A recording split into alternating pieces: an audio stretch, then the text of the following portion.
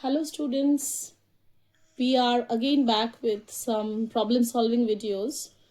Here I am discussing with you VI graph, V potential and I current in a circuit.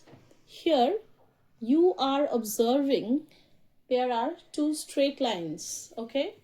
The question that comes in this way, that if you are working with two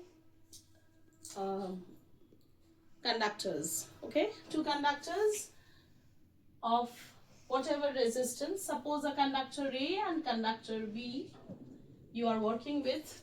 Here we are having VI curve made for these two conductors. All right, the question that is being asked to you is, from the graph tell which one of the two conductors is having a higher resistance.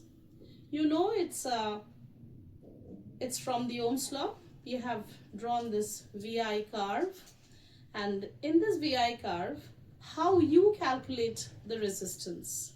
All right, now when you calculate resistance, since I am at the problem solving part, I am assuming you know Ohm's law. I didn't give any other video on Ohm's law. So here what I am supposing that you know, in Ohm's law you are having a VI curve which is a straight line for an ohmic conductor. Okay, ohmic conductor means, you know, V is directly proportional to I. That is how you get a straight line like this.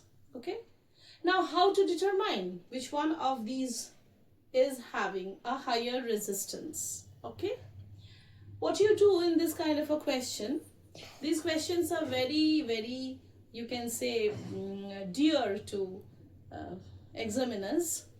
You always choose a point like this on the curve A, and what you do is you drop a perpendicular on the I-axis, x-axis, and another here on the y-axis. Okay, at the point here you are also observing there is a point where it is cutting this line B.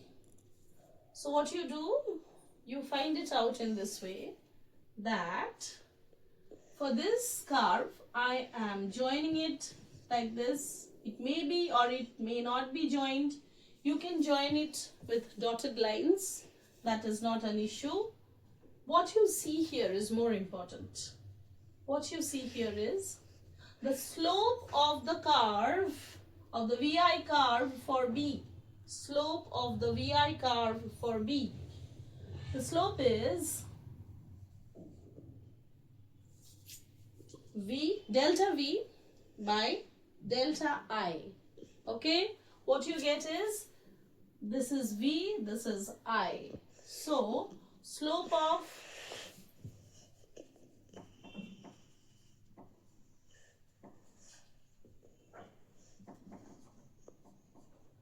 is delta V1 by delta I. I am calling this as delta I, and this one as delta V1. Okay, can you see that? Now slope of curve for the conductor A. So slope of curve A, you can very well see this is delta V2 by delta I. I mean to say this part. The slope of this part of the curve is delta V2 by delta I. Now you'll ask me, why am I calculating out it in this way? You know Ohm's law? In Ohm's law we have learned that V is directly proportional to I, and from there we have V is equal to some constant into I. That constant is calculated as the resistance of the conductor. Alright, so V is equal to IR. So R is nothing but V by I. So when you are actually calculating delta V, delta I, you are actually finding out the ratio of V and I. And that is going to give you the resistance. Now find it out from here. So resistance, when you calculate out resistance from the graph, you are actually from a VI graph. Note, it is a VI graph. The slope will directly give you the resistance. The direct resistance, why am I saying this way? I'll just clear it out now. That R is equal to V by I. Okay? So for a VI curve, you directly find out the slope, you will get the resistance. So slope of curve A is more. You see, it's a steeper slope, and slope of curve B is less. Now delta V1 is less than delta V2. Delta V1 is less than delta V2. What does it mean? It means that resistance of conductor B is less and resistance of conductor A is more. So since the slope is more for the curve for A, okay? So resistance of A is more than resistance of conductor B. Please keep that in mind. All right.